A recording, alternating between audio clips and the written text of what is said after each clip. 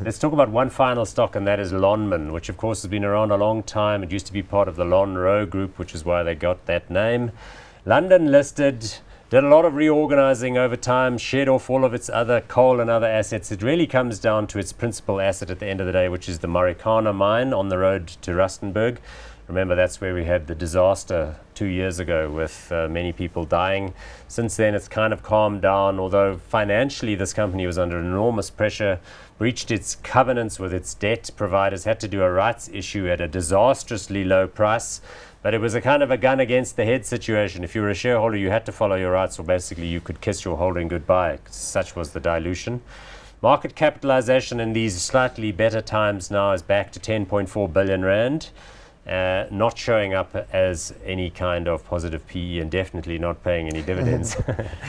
So, I mean, will it survive? I know there were people in the industry who kind of perversely thought it would be better if it didn't survive because it would take some production out of the system if you were owning the other ones. We were one of those that were actually hoping that they don't survive. But yeah, it's been a very hard rights issue. They done it at, I think, 21 cents, and you had to buy another, I think, 44, 45 shares, and then after that they had share consolidation. So the share price actually trades about 40 cents times 45 or something. So it's close to about 10 rand a share in the old days. On the 5-year but chart, you can't even see any sign of a recovery. I suppose if you looked at a 6-month chart, you might suddenly see. Yeah, and people would say that you got the rights issue at 21 cents and trading at about 39 rand a share at the moment. But there was a lot of consolidations and it's kind of bizarre. All the and numbers so have forth. gone haywire. Yeah.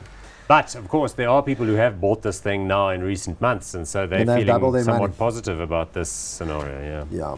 Look, we're still concerned. They didn't show the previous time. That's the second time they had a rights issue. The first time, certainly their business plan didn't work as much. They probably didn't thought that there would be that long downturn in the platinum industry themselves.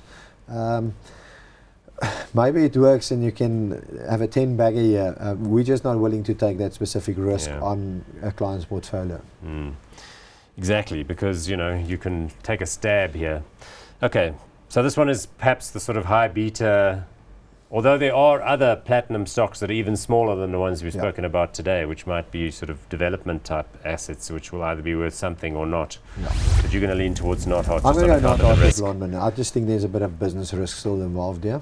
And we haven't seen them come through with their business plans previously, so that's a bit of a concern. And the flexibility in the Marikana asset is not what you look, they got lots of new shafts, and if you look at some of the guys that ratios on how many shafts, what does it cost to do a shaft, and they got like 20 shafts or 10 shafts, and they should be much more. But some of the newer shafts, they had problems on the new operations and some of the mechanized minings as well. So it would be interesting to see what happens when the next 6 months and years numbers come out. Okay. But it would be not hot for now. No, not for me now. Okay.